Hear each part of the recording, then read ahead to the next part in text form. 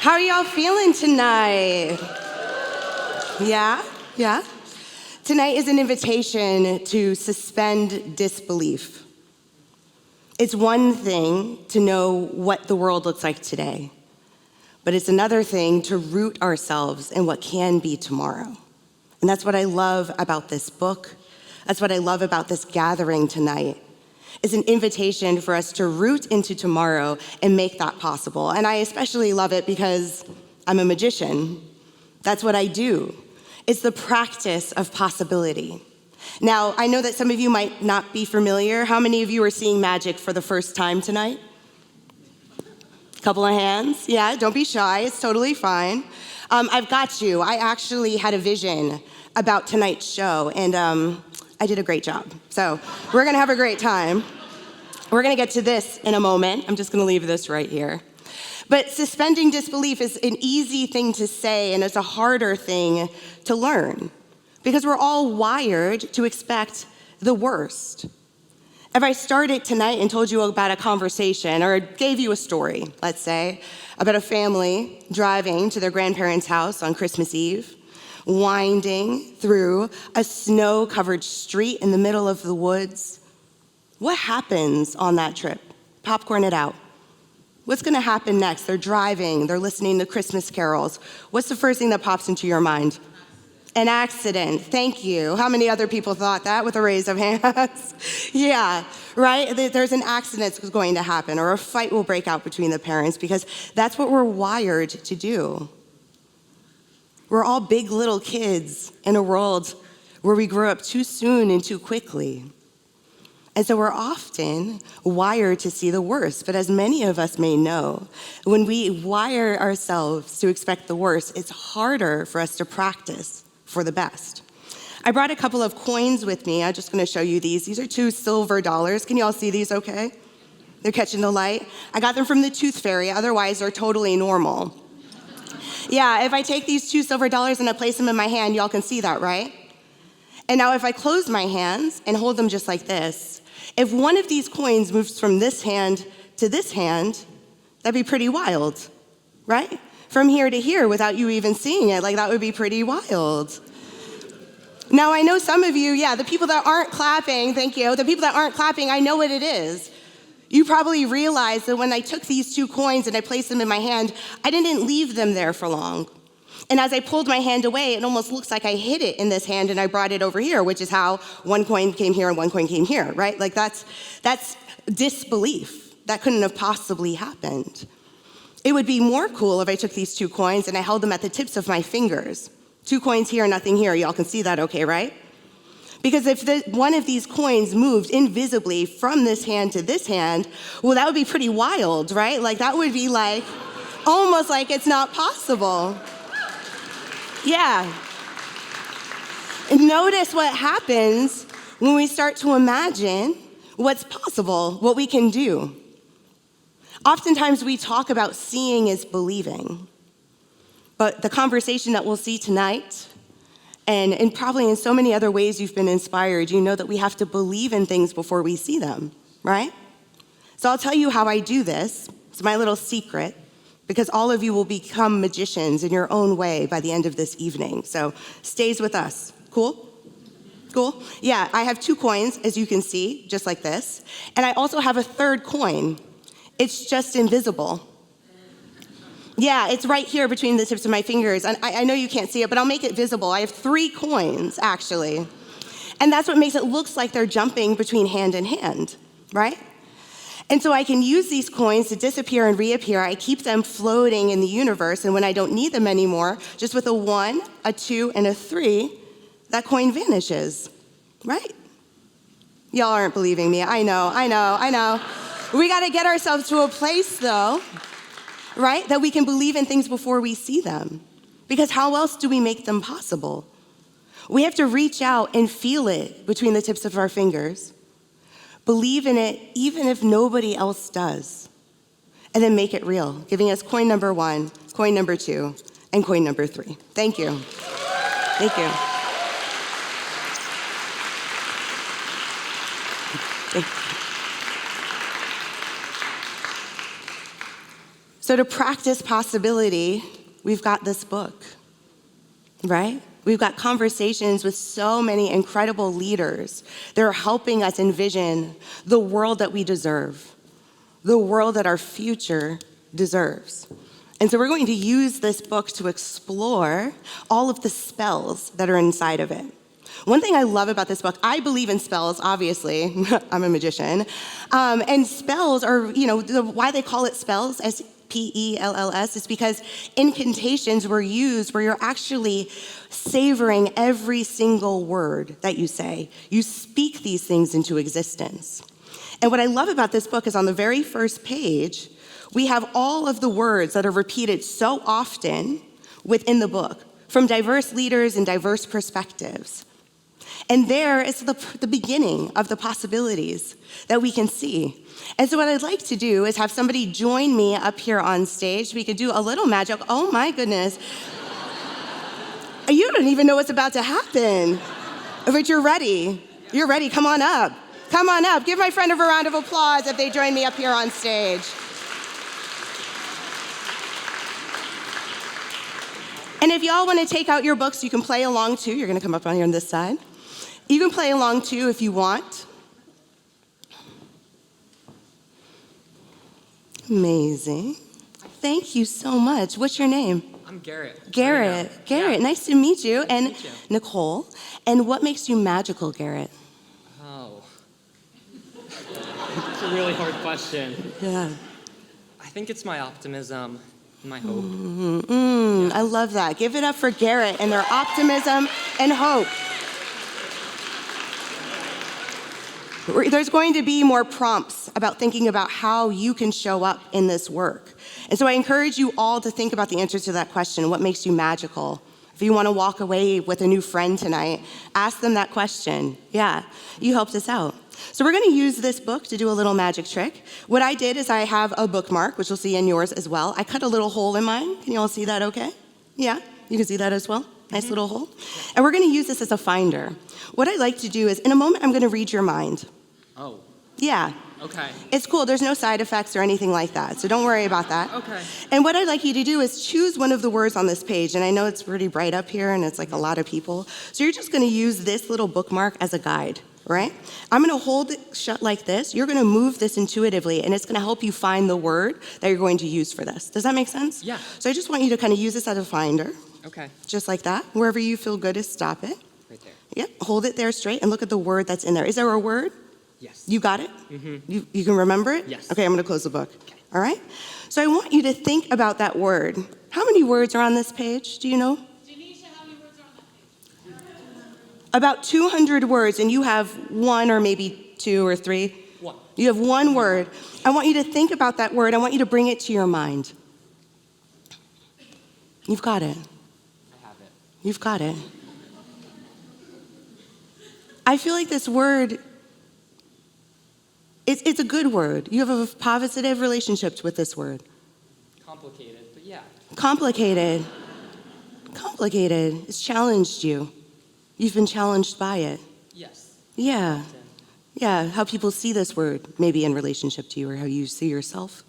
How do I? Yeah, or you don't have to answer. It's a rhetorical question. Yeah. Because I'm noticing a conflict with this word. It's a good word. It's just, It's challenging. yeah. Yeah, I see it. It begins with the letter E. Am I right? Yeah. It is. It's one word. It starts with the letter E. Garrett, this word you embody very fully. Thank you. And I know that in the way in which you raised your hand before I even asked or invited people fully on stage. This is a word that means something to everybody here. The word that you chose out of 200 words, that word was enough, wasn't it? Yeah. The word enough. Give it up for Garrett, everybody. Yeah. And honestly, it's such a good word. Thank you for bringing that up. Every stop is a different word. It could be any word that's in there. And I'm glad that you brought that because I want you all to remember the enoughness that we all have collectively as we show up in this work. All right? I'd like to do one more thing for those that might have their book out. Do you mind helping me one more time? Yes, I'd love to. Amazing. You want to go on tour? Yes. All right, we're going to be in LA on Saturday. You want to come? Yeah. All right, I perfect. can make it. Okay, perfect. This is something that we're going to do all together now. If you want to take out your book, you're more than welcome to. Here's what I'm going to do. I'm going to hold this book upside down. You'll see why in a minute. I'm just going to riffle through the pages, and you're going to tell me when to stop. Okay. Okay? Yeah. All right, so whenever you want, just tell me when to stop. Stop. Right there. Mm-hmm. Do you want to change your mind? No. That's That a good was one. legit. Yeah. Okay, the page that we're on is 312. Okay? 312. Now, if you have a book, you can open that up there. Garrett and I will both not know what this word is. I want you to go to the first word on that page. Now, if it's a the, or an a, or an and I want you to think about this word with your mind, not with your mouth. That takes out all the fun. And I want you to see if with your magic powers, if you can send that word up to me on stage. Now, Garrett, you could have stopped at any page. Is that right? Yeah. You could have totally even stopped at that page. I know. You had to see it. And then you could have changed your mind. Yes. So the word that we are looking at right now, I don't know it, you don't know it, right? Except earlier I did say that I had a vision about this show, right? And of all the pages in the book, Janisa, how many pages in the book? 500 something. Out of 500 something pages, you chose 312. There's one word on the top of that page. Can somebody shout out what that word is? Memo? Are you sure? I mean, I had a vision about this show. I wrote it down. Oh, thank goodness. Yeah, the word I thought was memo. Thank y'all so much. Give it up for Garrett over here. Thank you. Give it up to all of you who helped out. You can go take a seat. And remember tonight, y'all are the ones that are truly making magic happen. If you take the words in this book, the dialogue that you see tonight, and put it into practice. So please join me in welcoming Ayana Elizabeth Johnson and her special guests to the stage. Thank you so much.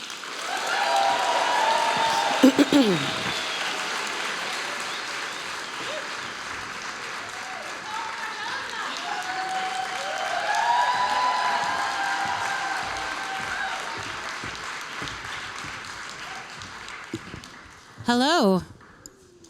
Can we, all right. Hi. I was given very strict instructions by the Jade Begay that we are to have fun tonight.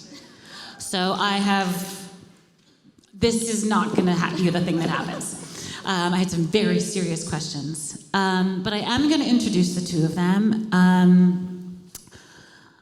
But first, I wanted to just say something about those two words, which I didn't know what they were going to be, but I think they're, in fact, the perfect framing for this conversation. Enough and memo.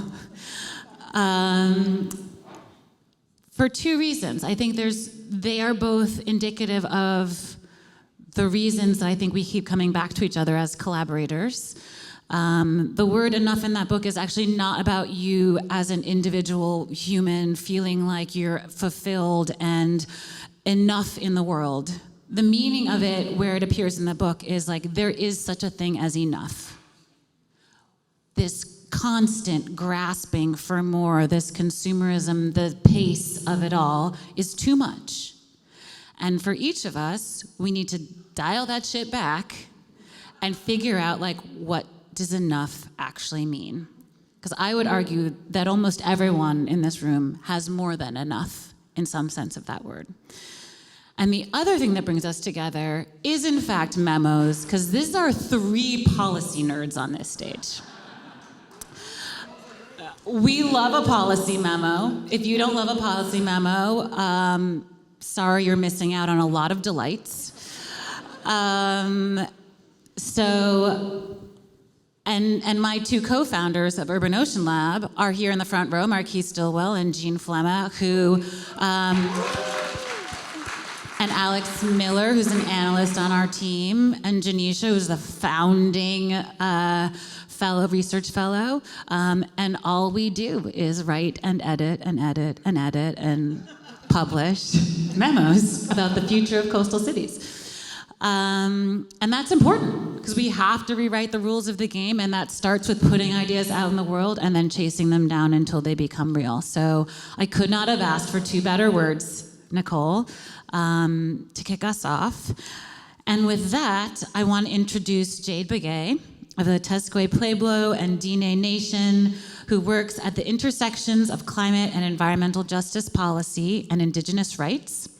Jade has worked with Indigenous-led organizations and tribes from the Amazon to the Arctic to advance Indigenous-led solutions and self-determination through advocacy campaigns, research, storytelling, and narrative strategies.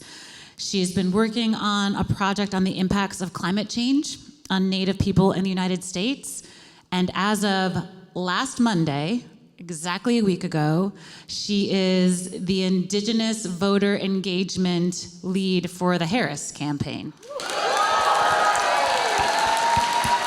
Welcome to the stage, Jade Begay. But here in my personal capacity. But she is here in her personal capacity. Thank you so much for saying that part I was supposed to say and totally forgot to say. There's a memo on this. There will not be any memos coming out of this event tonight. Only shenanigans for which the campaign wishes they would be responsible. And we have with us Colette Pichon Battle, who is a human rights attorney, a nonprofit executive, and a generational native of Bayou Liberty, Louisiana. She serves as the vision and initiatives partner for the nonprofit Taproot Earth, which she co-founded. Colette spearheads efforts around equitable climate disaster recovery, migration, community economic development, and energy democracy. And she's also working with an incredible formation called Taproot Noir, which is organizing the Black diaspora around climate solutions. Welcome, Colette Pichon Battle.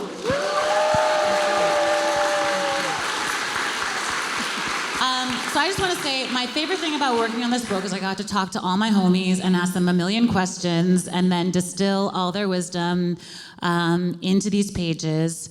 And I think that those relationships are really important, right? Like, the only way we win at climate work is if we do it together, and the only way we can collaborate is if we like each other, because we know each other, either because we've been through shit together or we're like really down to write memos together.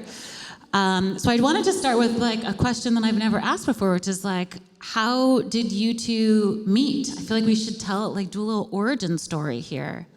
Colette, clearly you have something you want to share. I don't actually know the answer to how they met. I was just thinking, like, who's in the room? Like, what do we say? Which story do we tell? Give us the juicy one. The juicy. Yeah.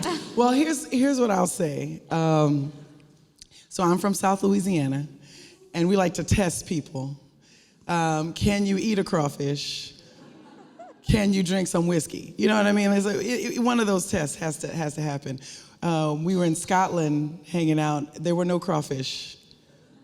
Oh, this is at the UN climate conference. Oh yeah. Okay. It was. We were hanging out waiting for the conference. We didn't want to get back on a plane to come back, so we were keeping our emissions down anyway. That's the nerdy part of us. The fun part of us in Scotland was there's no crawfish, but there's plenty of whiskey, as it turns out. Scotch, as it were.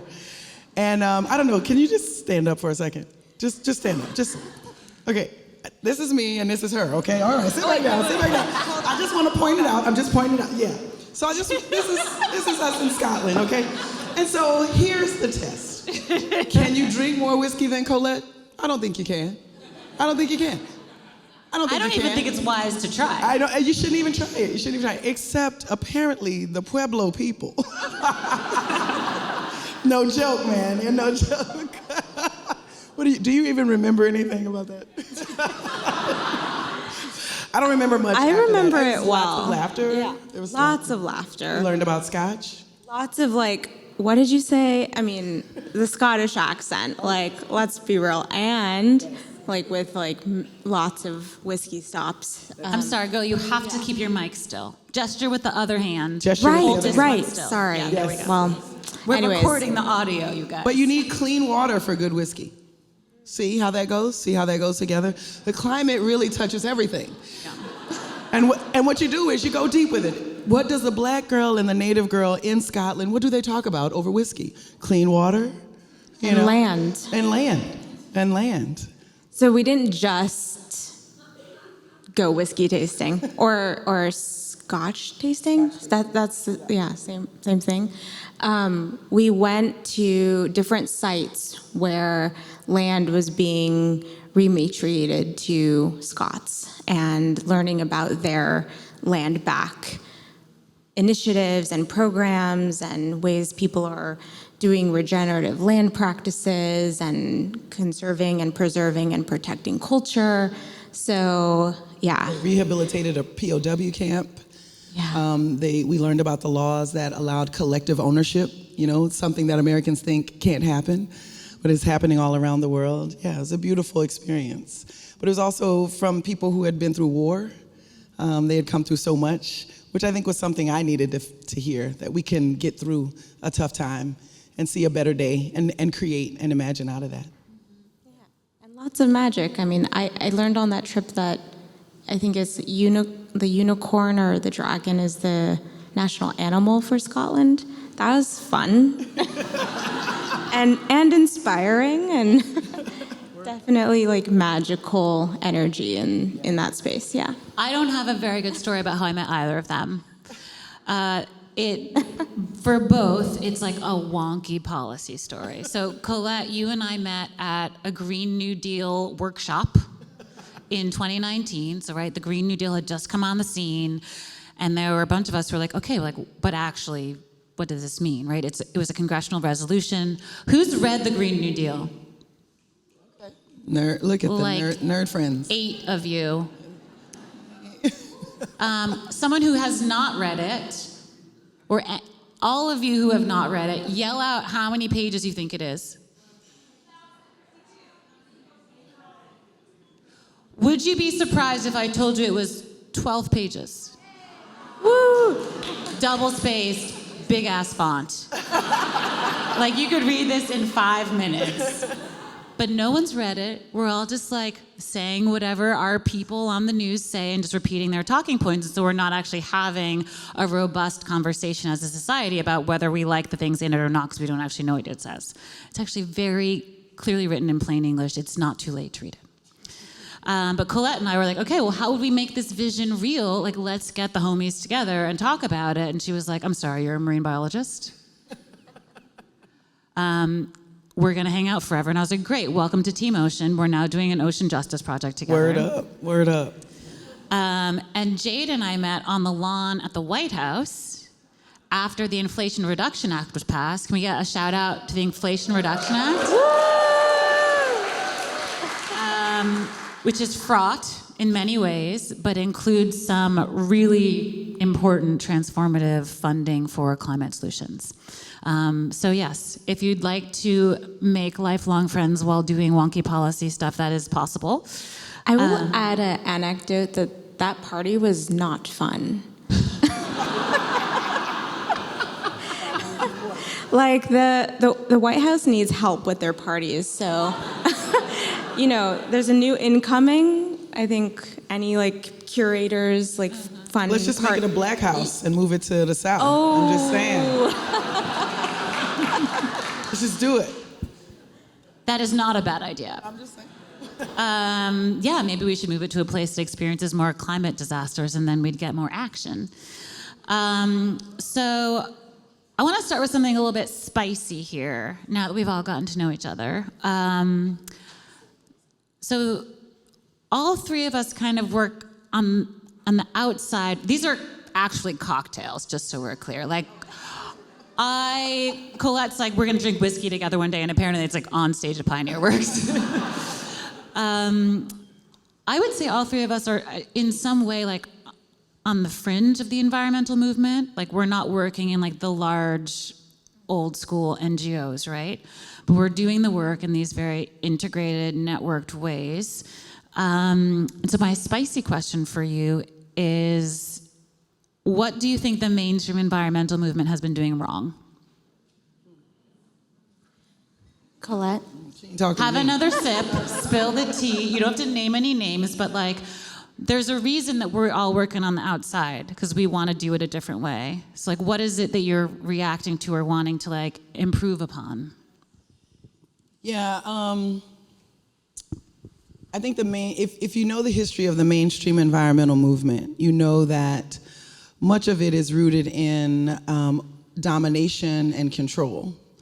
Put the fence up around the thing to protect it and have it and use it when you need it. And that's not made up. That's how the conservation movement began.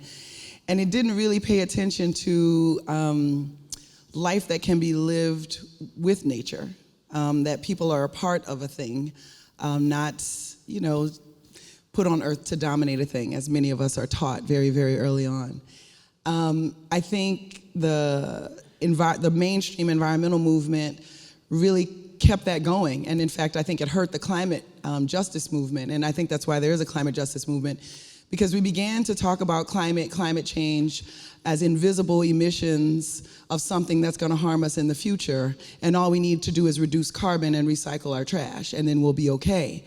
But really what we lost was an analysis that says we have lost our connection to the very thing that sustains us. And if we do not get that connection back, we will not survive. It does not matter the number of carbon or the amount that you recycle. If you do not have a relationship with nature, which includes the people who live in nature, then we will not survive.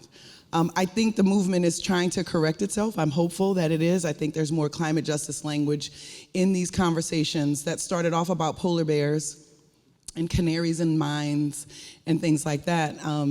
We have to remember that, if you don't live with polar bears, that's not the most effective story.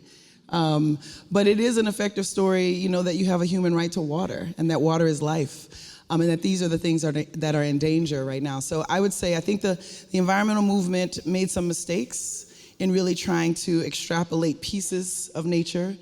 That is what individualism does to us. That is what the American dream does to us, right?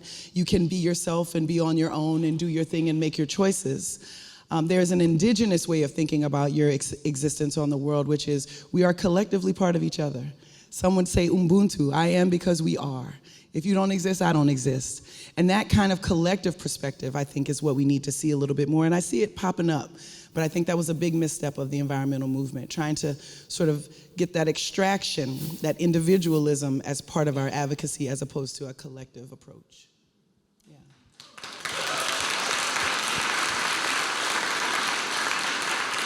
Spill the tea, Jade.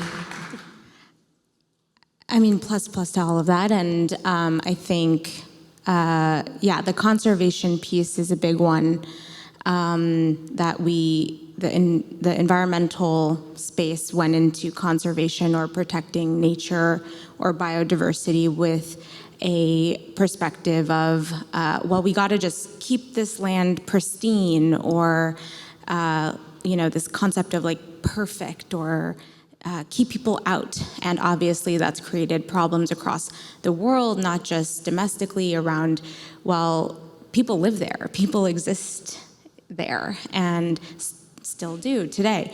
And so the erasure of indigenous knowledges, of indigenous cultures and systems, and I think we need, even now, better acknowledgement of the ways where indigenous cultures, practices, sciences, technologies have been erased. I mean, not just from the conservation lens, but the forced removal of Native people, indigenous peoples off of the land. And the United States has never apologized for doing that. Not officially, they've never apologized for these genocidal policies. And so it's wild to think that, we're going to create all these solutions without acknowledging these harms. And so I think I am hopeful as well that we are getting closer to that. I see huge strides. I mean, this is the first time this past administration is the first time a Native woman is in the department, leading the Department of Interior, which manages Auntie Deb, as we call her, or Deb Haaland. yes, Let's go. Secretary Haaland. She leads the department that not only oversees all the lands and resources of the United States, but also the BIA, the Bureau of Indian Education, departments that obviously, impact Native communities hugely, but this is the first time a Native person has ever managed this department. So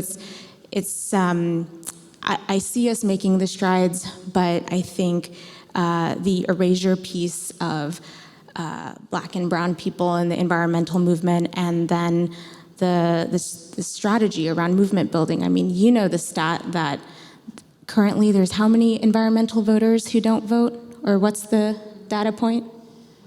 In the 2020 presidential election, when you think about environmentalists who were already registered to vote, people who already had environment or climate as their number one issue, 8 million of those people failed to cast a ballot. Yeah. We're talking about Yeah. elections that are won or lost by thousands or 10,000 votes in a few districts of the country.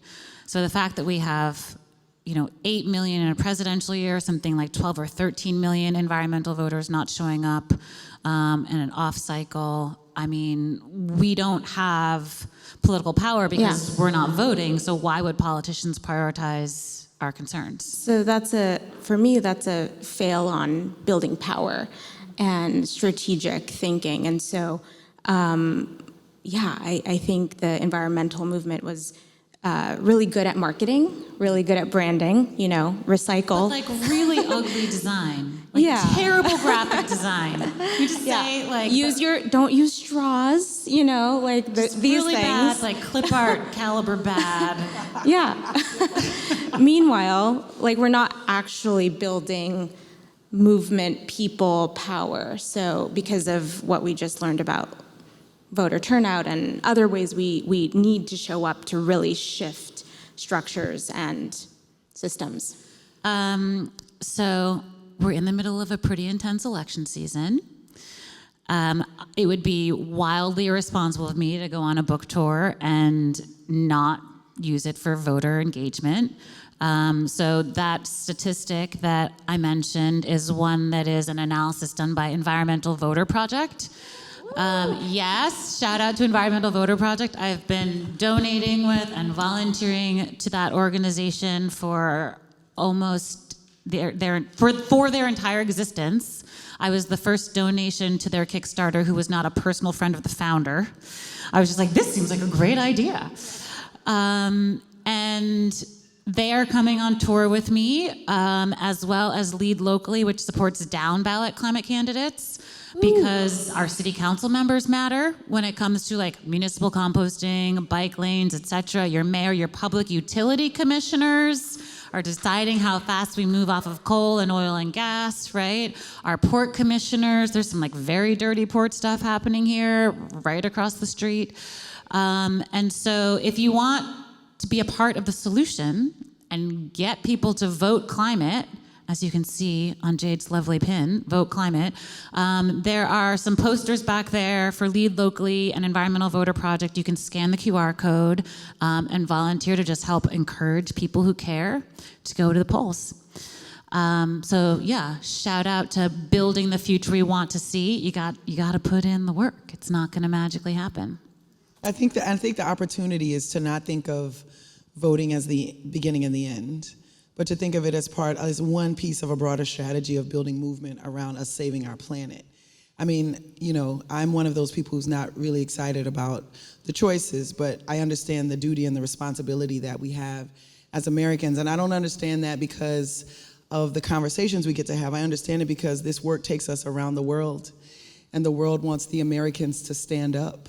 The world wants the Americans to get control of their government, and these people who are leading not just this nation, but who are starting trends around the world. And so it's our responsibility, whether you like it or not, to get in there and let your voice be heard, because so many other people don't have that option. And they're really depending on those of us who have enough to do it. And so for those of you who are reluctant, and let's have whiskey and let's curse them all out, you know what I mean? Let's just curse them all out after you vote, okay? And then let's curse them all out. But Colette's gonna be at the polls just handing out shots after you come out. She's it's gonna be okay, baby. Thank you for voting. It's all right, my love. I know, it it's was really hard, but we're have in a this beignet, together. You know what I mean? We don't even, but we have to show up, and it has very little to do about you and your personal opinion. It has to do with this moment on the planet. It has to do with the privilege and the power that we have as American citizens, and it has to do with what's at stake. And what's at stake is not people's pride and reputation. The planet is at stake, and we really need people to show up. You don't have to like it. Just have a shot afterwards. I'll meet you at the bar. So, one of the things that's consistently blows my mind is that we are still on the upward trend for greenhouse gas emissions, right? We have not bent this curve down. And the United States of America is not only the largest cumulative emitter in the history of the world of greenhouse gases. The United States is responsible for about 25% of all the greenhouse gases that have ever been emitted by burning fossil fuels, right? It's like a quarter of this entire problem is our fault. So whenever someone's like, why would we do anything if China or India is not going to do anything? I'm like, we caused the problem. And also, we are the largest producer of fossil fuels in the world. It's not Saudi Arabia.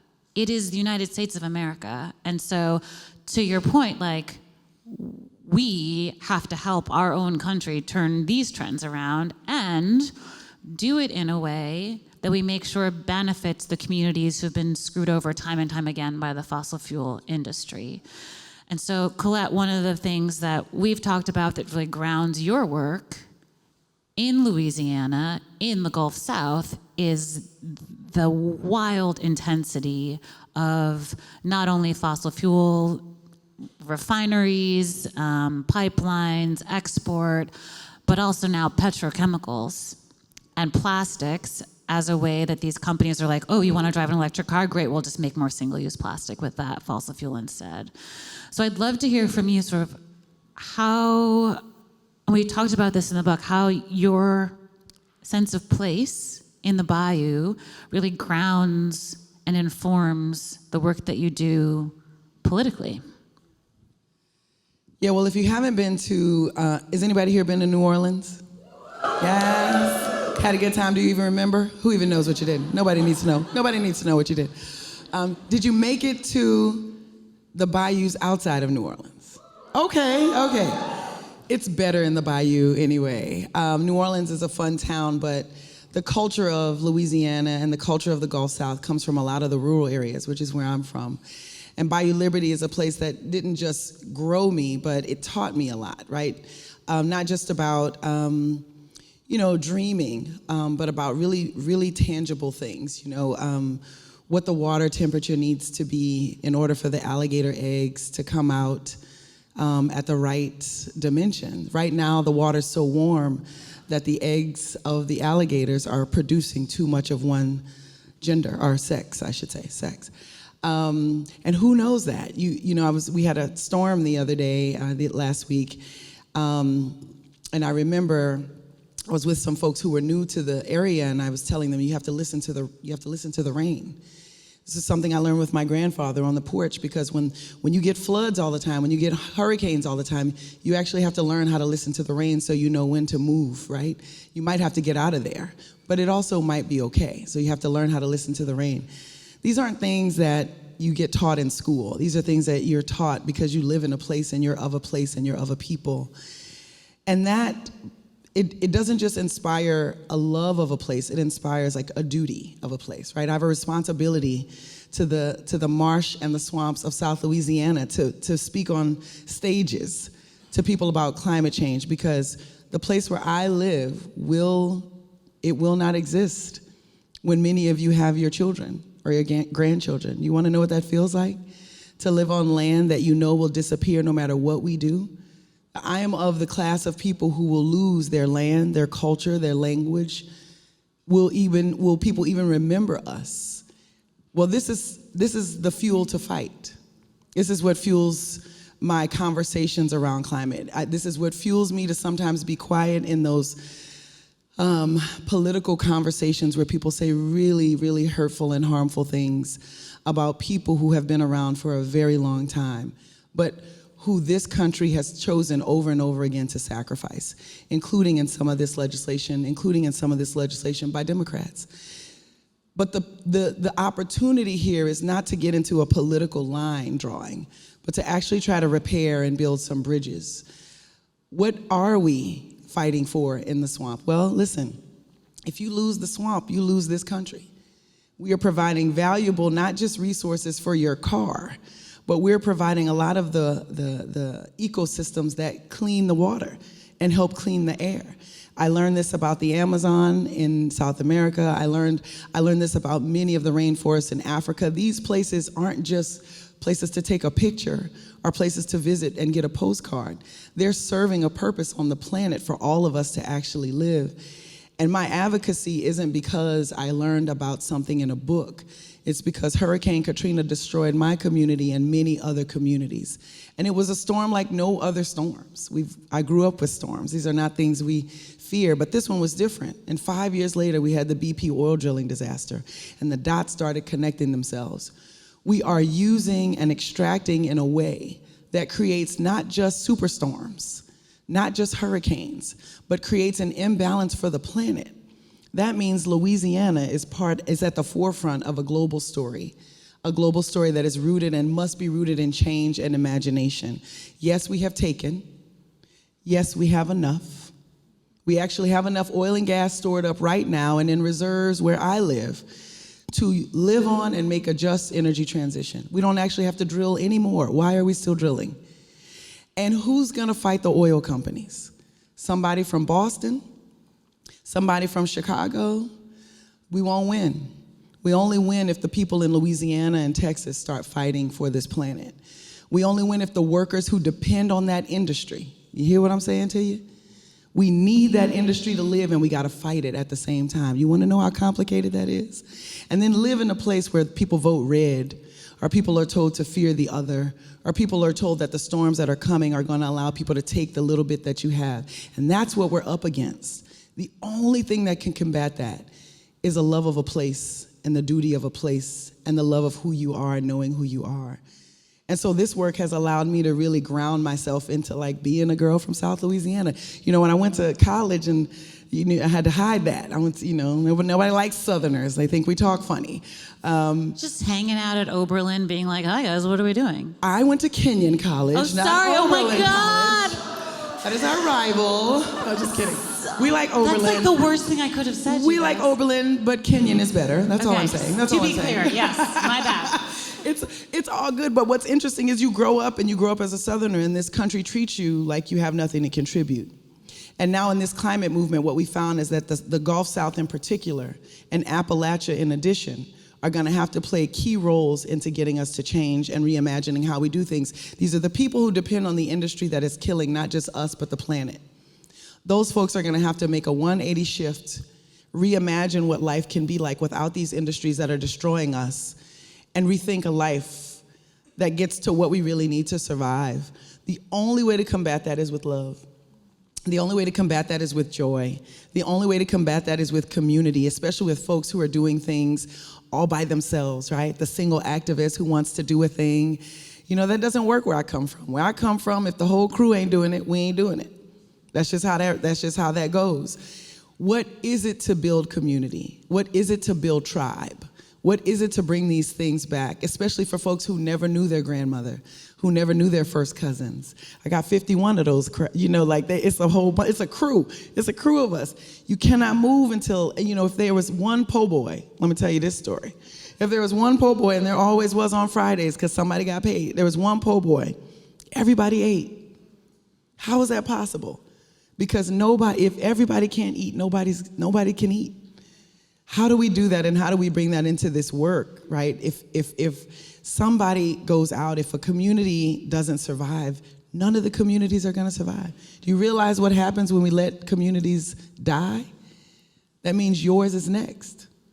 That's what that means. So we can't let any of them go, not even mine. And this is what I think the opportunity is for this moment. I'm in this work because of my love of the swamp, my love of those alligators, my love of fishing and mud and funny things. And it gives me joy. It gives me joy to fight for that.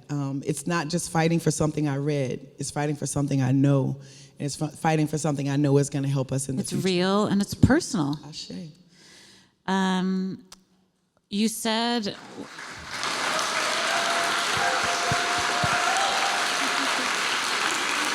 We're all clear on why I interviewed these two people for the book, right? I mean, they're good.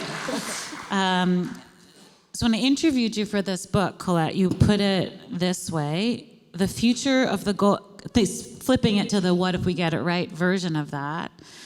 When I asked you to describe your dream, you said, the future of the Gulf South could be brilliant and beautiful, but first we've got to stop the drilling for oil and gas in this region. It's got to stop.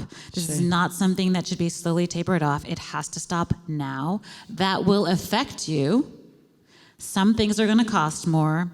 I'm gonna need you to just pay the extra price. Pay it. Just pay it. We need justly sourced renewable energy. If we're gonna do it, let's do it right. And we can consume less. That should be part of the solution. Ashe. Enough. You didn't say enough, but I'm bringing us back. I meant it though. Thanks, Gary. And so I feel like the reason that of all the people I interviewed in this book, wanted you two in conversation together tonight was because this has never happened before in this way. It's happened in closed doors. Yeah. This is the first public conversation between the two of them. And it's because both of you have such a strong sense of place that drives your work. And it was such a big part of our conversations in the book. Colette, you also have Indigenous roots in your family. You're both very much thinking about what do we need to bring back to go forward? Like, what are the traditions that we can't get to the just, sustainable future without?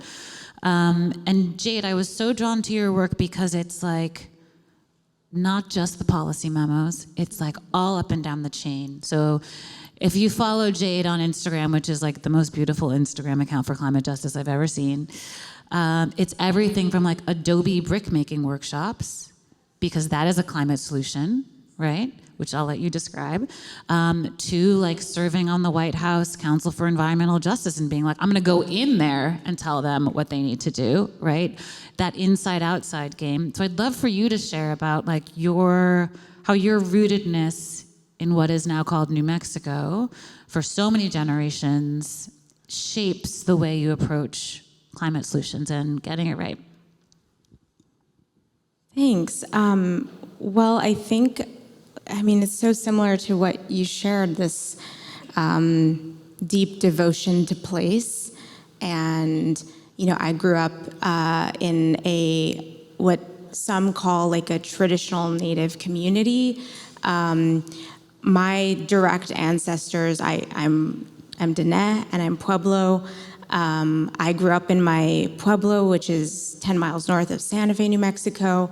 And the Pueblo people led this really powerful, and they say maybe one of the most powerful revolutions in the United States ever. It was the Pueblo Revolution. Have any of you heard of that? Raise your hands. All right, a few. Our history classes are so bad. Gosh. Lacking, really. And we don't have any policy classes like in. But that revolution was very vital and critical to how my community preserved our culture and the ways we were not as assimilated as other Native communities in the rest of the United States. So we didn't have as much of an impact from the boarding schools, these types of things, and thanks. I grew up in this traditional community where our language is very intact. Our cultural traditions are very prominent. I grew up from a baby, in all the ceremonies and all the rituals. So that being a huge part of this devotion piece, or this, very rooting factor in my life to why I do what I do. I want to protect that at the end of the day. And then back to this ancestral piece. The Pueblo Revolt is serious organizing. For those of you who know, and now I'm just going to tell all of you. So what happened was this leader Pope, the conquistador from Spain, were coming into Santa Fe, into New Mexico. They are very violent, very brutal, murdering our communities. And the Pueblo leaders started to say, this needs to stop. We need to get him out. And so what they did, this one leader in particular, Pope, he started a run from San Juan Pueblo, and there's 18 pueblos in New Mexico, and he ran, and this is in the 1600s, he ran from pueblo to pueblo, and he gave everybody a rope with knots on them. And he said, when you get to the end of this rope, we're going to descend onto Santa Fe, onto the conquistador and the settlers from Spain, and we're going to attack. It was also a violent revolution, but that was what really, we removed the Spanish settlers for, can't remember off the top of my head, or it's just slipping, but for many, many years. And so this is these are my direct ancestors. And so this deep sense of revolution and to fight against forces that are harming my people, I feel very connected to that. And with really creative strategy. Yeah, the rope. Genius. They were serious organizers. That's the most incredible part of that story, is the way that they were able to organize an entire state of people without all the tools that we have now. And it was very precise timing and very strategic. And the impact was many, many years and generations, I would say. So that really lives in me. So one of the things that I most respect about your work, I sort of mentioned, it's you're working in this at every level, strategically, right? From workshops to preserve local traditions like Adobe, to presidential campaigns, to filmmaking, as the stories we tell matter so much. Give us the community level. So Colette talked about, that piece of her motivation and work, and I think the Adobe example is such a perfect example of what my mother would say is Back to the Future. To be clear, she has never seen this movie. I don't think she knows that this is a movie, and everybody's like, what? What is she talking about? But this idea, right, that we need to bring some things from the past with us into the future, and I think this is such a great example. Will you share it? Yeah, so this was, I got to lead a program for a period of time at an incredible organization called the NDN Collective. Doing incredible work. Actually, I'm not there anymore, but the year I was leaving, we became the largest Indigenous fund in U.S. history, mobilizing dollars. Yeah. There's an underlined term on the inside of your front cover of your book, community financial development institutions, which is what NDN runs. Yes, they were, this group is really just genius in its model. And they were a nonprofit, they were a for-profit, they were a CDFI, Community Development Financial Institution, they were a C4, so they could get engaged in elections. The model is just something that we should all just put in our notes in our brain or in our phones and be those are the top types of models we need everywhere, so that we can do all the work, systems thinking. But I was there, and they were like, create a climate justice program. I was like, okay. And of course, there's the policy piece and the memos and all those things and strategies. But when I really thought about like what is climate justice for Indigenous communities, and I did lots of field interviews, and I talked to lots of different community leaders and young people and elders, and a theme was just, well, we just want to be doing what we've been doing. We just want to like practice our stuff, and some people might call that indigenous ecological knowledge, or you might slap some fancy terms on it, or make it sound academic, but it's really just our technology that's existed for time immemorial. And so I was like, okay, well, we're gonna host these regional workshops and sponsor them and have them led by community leaders, elders, and invite youth from all over Indian country to come and connect with these quote unquote, or well, yeah, it is Indigenous science, but again, we're using Western terms there. But connect with these practical skills, and one of them was Adobe, not Adobe, like the creative design, whatever. To be clear, the climate movement needs better design, but like that's a different topic. Like right. a physical Adobe, because that is a just transition solution if we're talking about, housing for the future that can mitigate climate, that is adaptable. It's used it's technology that's used across the world. So we're talking Yeah. like earthen Yes. bricks, building materials. Yes. And there's something special about Adobe as relates to like climate and like not just as a low impact material, but also its ability to keep us comfortable in Yeah. crazy temperatures. So Exactly. there's like a No, that's double Adobe. Give us the double Adobe download. Well, in New Mexico, like my mom's house, for instance, she doesn't need an AC. Like even now in, the changing climate, and it's definitely getting hotter in New Mexico. I definitely, the river that runs through my community where we used to be able to do like wash in and cleanse in after ceremony is no longer there. So anyways, that's another reason why I do my work, because I've seen the changes. But even through all this change and this extreme heat that's happening in our communities now, my mom's like A-okay, just chilling. And it's the double Adobe method. So you have basically really thick walls.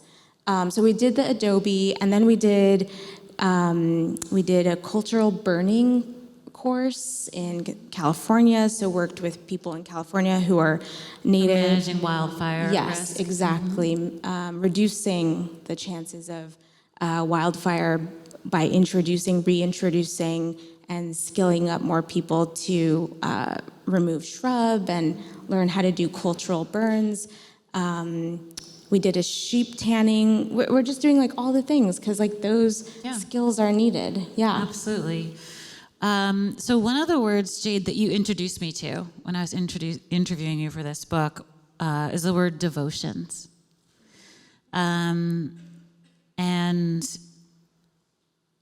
we talked about your commitment to stop flying. And I forget what the deadline was for that, but it's like coming up. It's coming up. What year? It was going to be when I turned 35, and I'm not going to say when that is. You'll have to get to know me better. But she set a deadline by which she wanted to be literally grounded, to stay on the surface of the earth for the rest of her life. And she said, that's going to be a big commitment, but I'm ready. I hope we can popularize this, normalize these types of commitments, these types of devotions. We're going to need to get devoted to our place where we want to localize. We've gotten so comfortable with these lifestyles based on fossil fuel consumption. I don't think we're going to be able to keep doing the things we got comfortable with and used to doing. Make a bold commitment. It doesn't need to be exactly like mine. And this word devotions, I think, is such a generous way to put it, because so often we're taught to think about working on climate solutions as sacrifice, as opposed to like an upgrade, which is how I think of all this stuff, right? Oh, if your home is not so drafty and you're not wasting a bunch of money on stuff you don't need, and you're hanging out with your homies, and like you're doing work that feels gratifying, right? But that's actually like a better way to live. And that really shaped the way I thought about sort of bringing the book around to a close, because I was like, what would that be like if all of us really made our own version, as you invite us to, of such a devotion? So I'm curious, Colette, how that resonates with you, and if that term captures something that you're committing to. Yeah, I mean, 100%. I love the word, and thank you. I work in the climate movement. Katrina catalyzed me, but let's be clear. This work is about Black liberation for me. And this is not about, a lot of people struggle with that. What does Black liberation have to do with climate change? I mean, to really understand how we got here, we have to understand a system that has been extracting for a very long time. We have to understand a system that has benefited a few people and really oppressed a lot of people for a very long time. And I am a remnant of that system. It is my duty to fight for the liberation of Black people, which equals the liberation of all people. Let's be clear. Because we still allow the South to be sacrificed. That's what's happening with all of this policy. This isn't just about carbon emissions. This is about who are we willing to devalue to the point of sacrifice.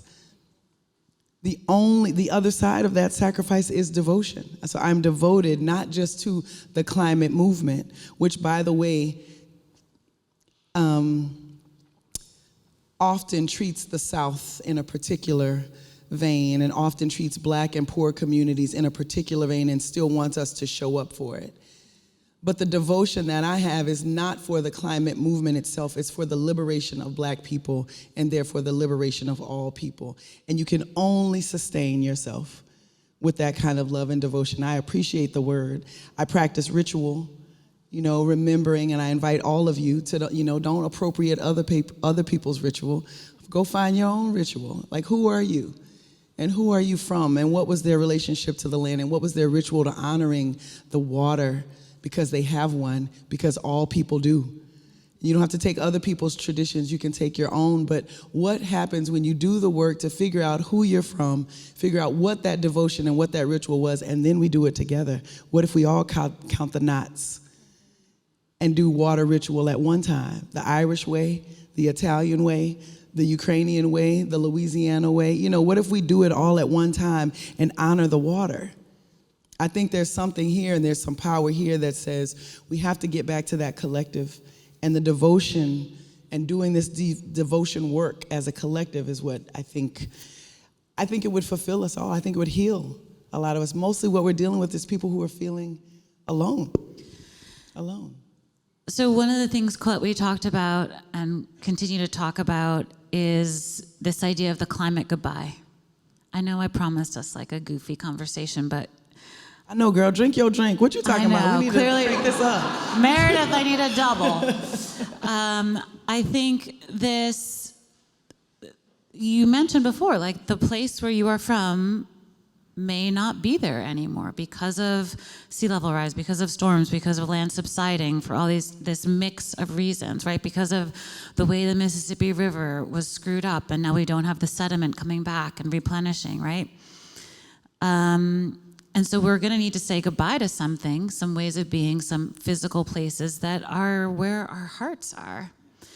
And this term for me is like the easiest way I can put it, like this idea of the climate goodbye, that we need these traditions, new traditions, to guide us into this new phase of being human on this planet. Because like we've got a lot of beautiful traditions across the world, but none of them are for this moment, this inflection point in human history that we're finding ourselves. And this is very particular.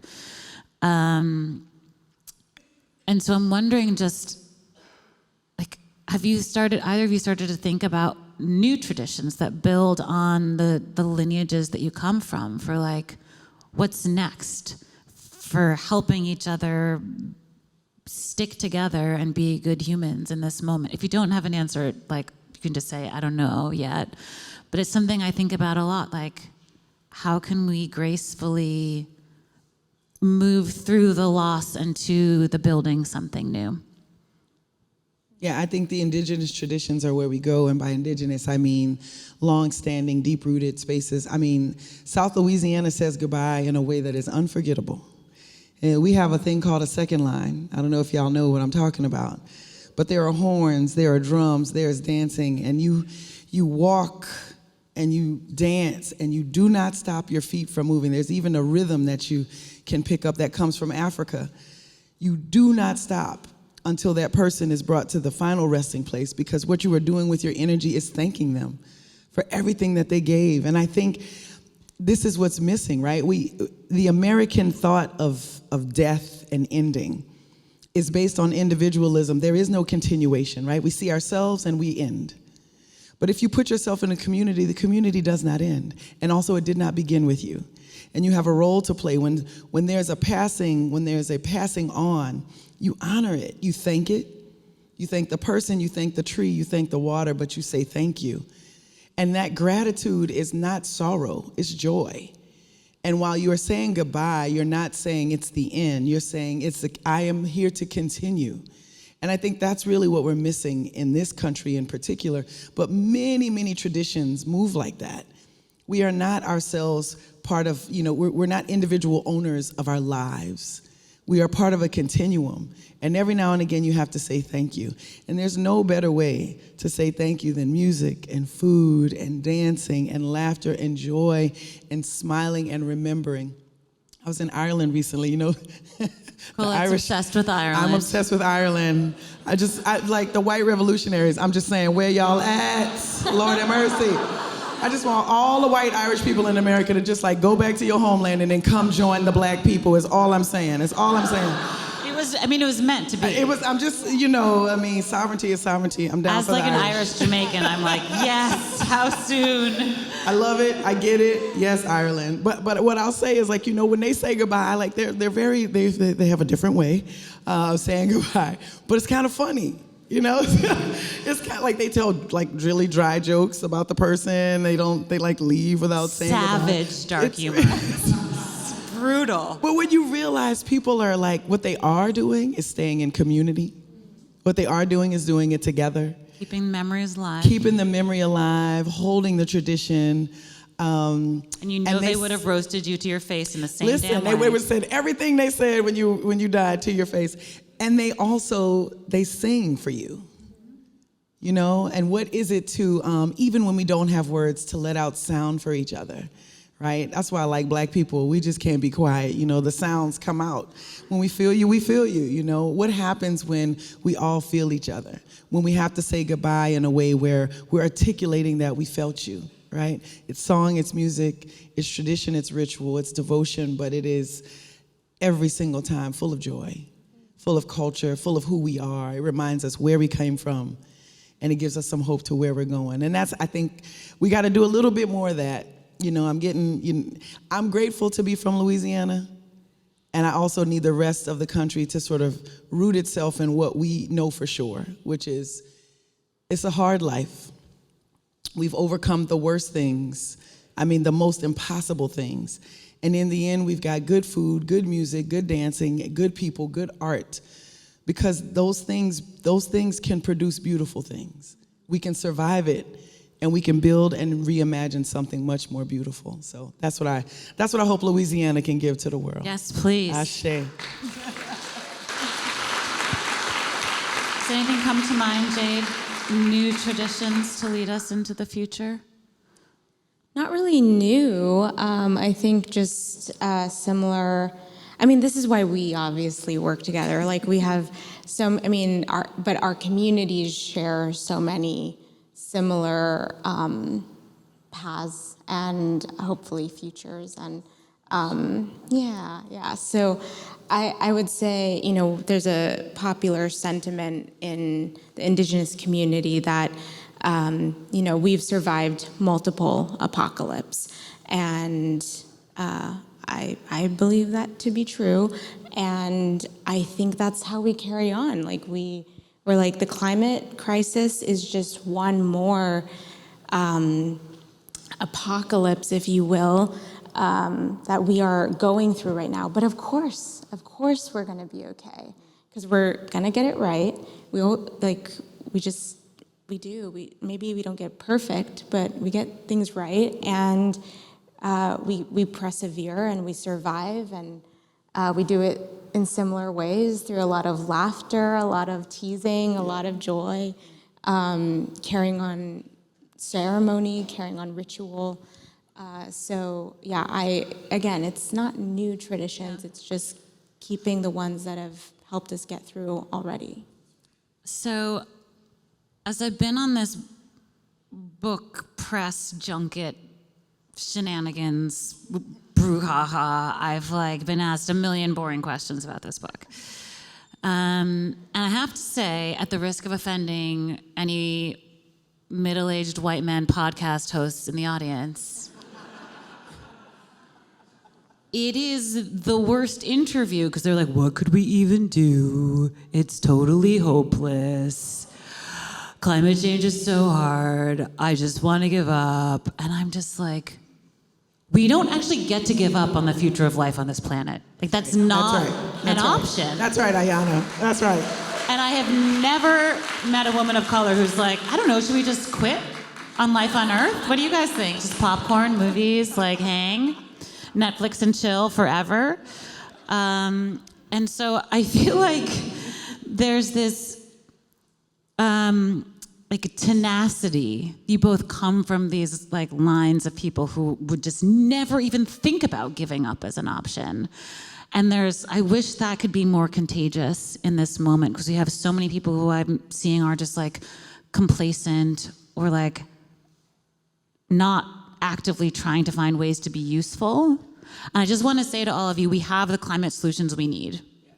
We already know what to do, right? We know how to transition off of fossil fuels. We know how to shift our transportation. We know how to do green building. Shout out to Lindsay Baker, wherever she is. We know how to improve our agriculture and make it more regenerative and eat in ways that are lighter on the planet, right? We know how to protect and restore ecosystems and the wonderful magic that is photosynthesis. There aren't actually a bunch of secrets. There's innovation happening. We don't need to wait for anything. It's just a matter of each of us finding our unique role in the whole thing. I didn't mean to do that, but this is a great segue to this. This idea of everyone finding your own role in climate work. So this features in the book because I talked about it in a TED Talk many years ago and people found it useful, so I was like, okay, well, I'll keep sharing it. And I think a lot of you have a card with this on it somewhere. Some of you, all of you. Did this happen where everyone got one and a pencil? It happened, sort of. Okay, so is it possible, this is not scripted, but could we play a song?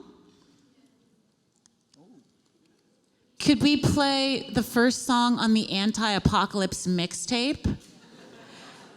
And while you listen to that song, just jot down some ideas of devotions and what you could offer by way of being useful and being in service of climate solutions and community from a place of love and joy.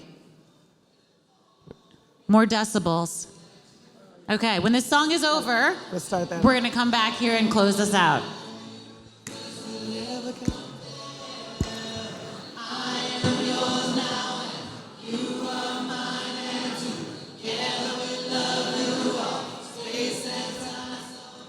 Okay, did you all figure out how you're gonna make your devotions to climate solutions? Or did you just hang out because the vibes were so good? Okay, so there's homework. If you didn't do your homework in class, there'll be a study hall.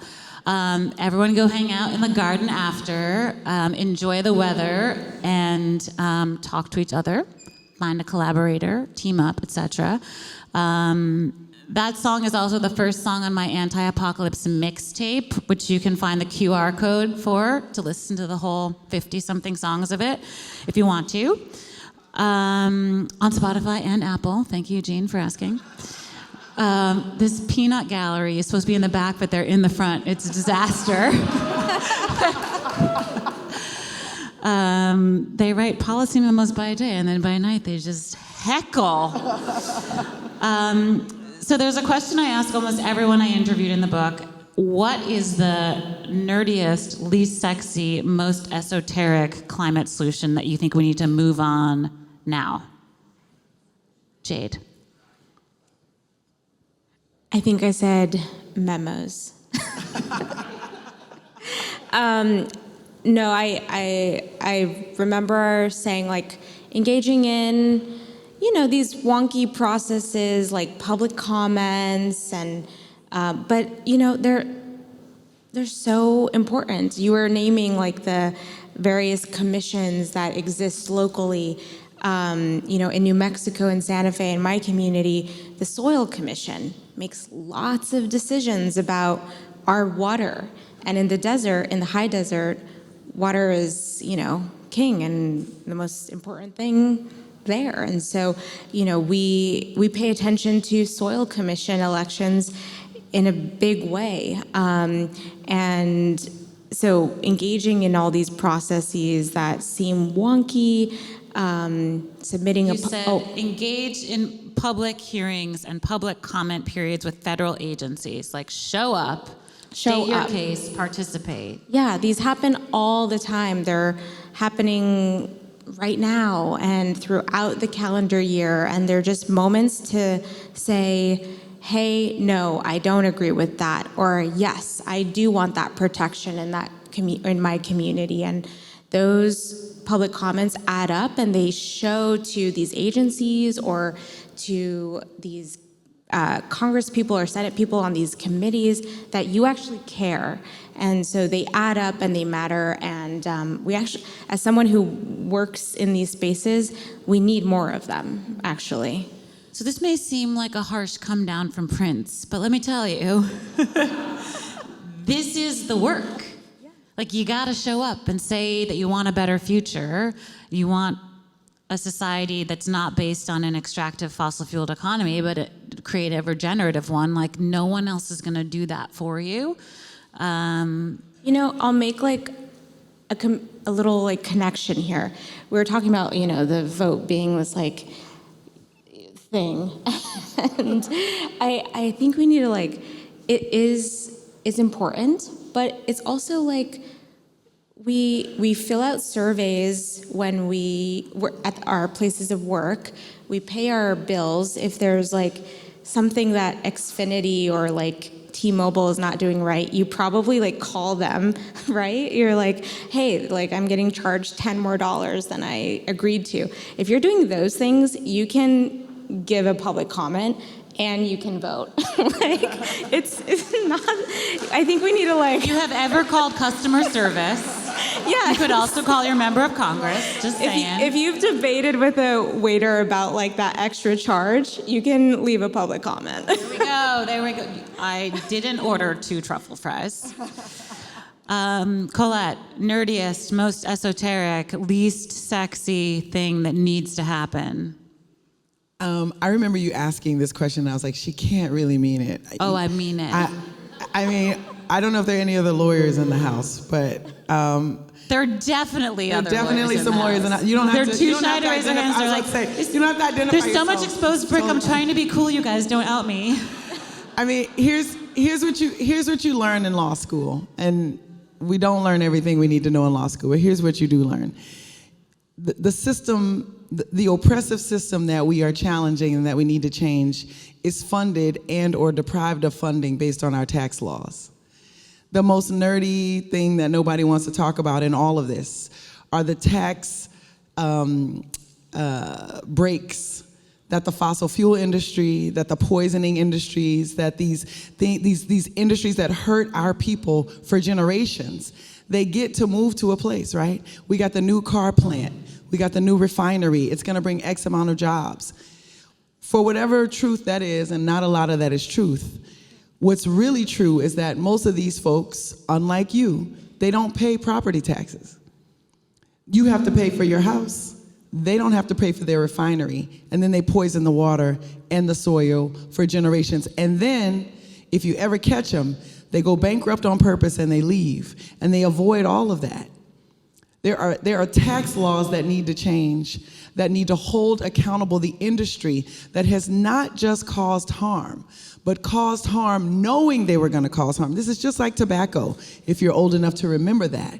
This isn't an industry that said, oh, we didn't know.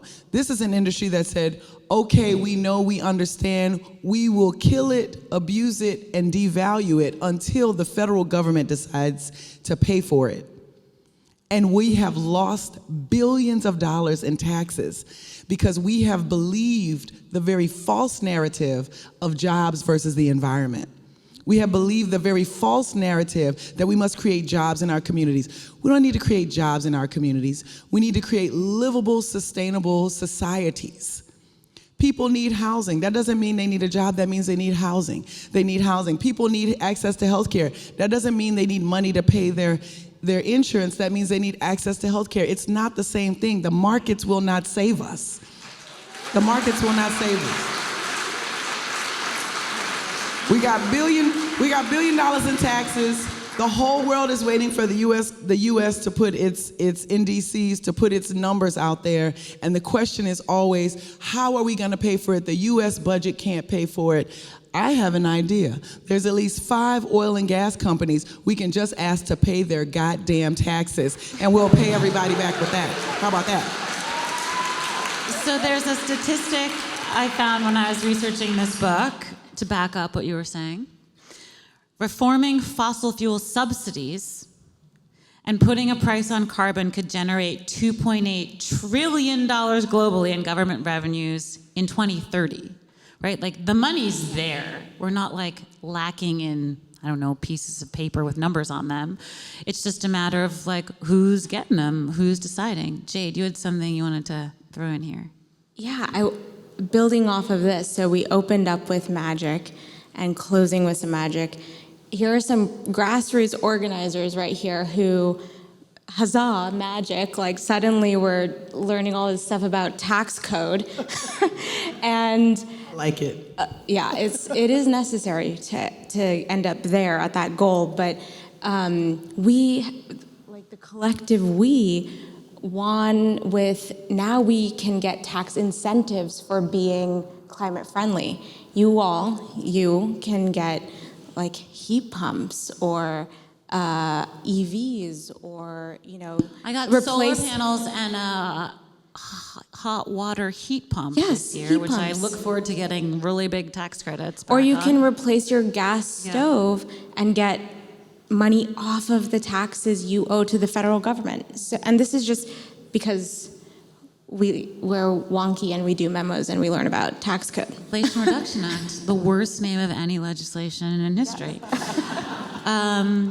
Okay, so we've been here a long time. We're gonna turn some music back on in a second. Y'all are gonna party and you're gonna talk about your climate action Venn diagrams. And you're gonna leave here with a plan and a new colleague to make magic happen in the real world with. But I wanted to end with a few little pieces from the book. One of which was directly inspired by our conversations, as well as the conversation with Paola Antonelli, who's the Senior Curator for Architecture and Design at the MoMA, friend of Pioneer Works. And we were all talking about like whether it's devotions, whether it's the need for a new Hippocratic oath, whether it's the commitments we make to be part of solutions, this need to say it out loud. And so my friend Juana Stănescu and I, curator, architect, philosopher, wrote a climate oath, which you'll find in your book on page 422. And I won't read the whole thing to you, but I hope that you will read it. But the top 4 lines opening of those first four stanzas, I think in some way do actually sum up where we've gotten to in this conversation, which is first, move from I to we. Second, do no harm. Third, less is more. And fourth, possibility exists. And it's that, the reason I wrote this whole book is because I was like, people are not talking enough about possibility. Like, every one of us gets to shape in some way the future that we live in. Every dollar that we spend, every minute that we spend is a vote for the future we want to live in. And we've got so many depictions of the apocalypse in popular culture and not enough versions of like, what if we just did the solutions we already have? What would we get? Just sort of show me it's worth the effort. So you have helped me show others that it is worth the effort. And there's a poem. I think we need more poetry in all this. More music, more poetry, more ridiculousness, more joy, more friendship. So I'm going to let Marge Piercy see us out. And her poem that I keep coming back to over and over again, which is called To Be of Use.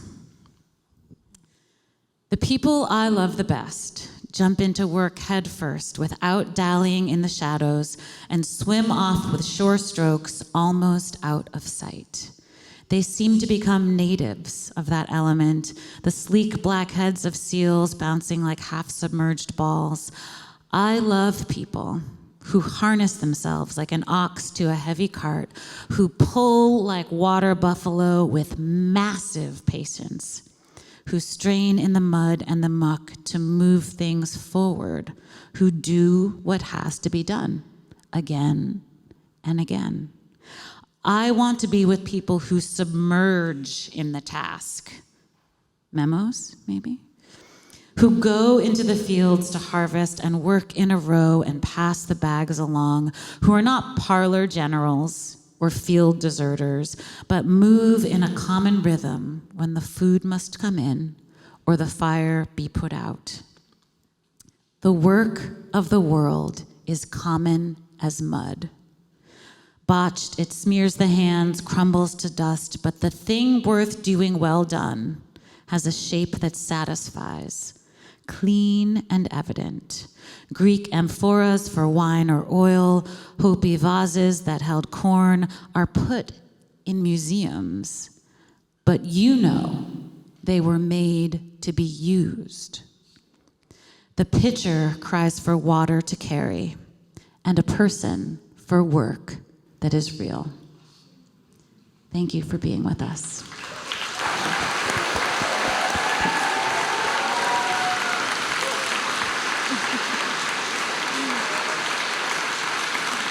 Can we hit us with that Lenny Kravitz jam?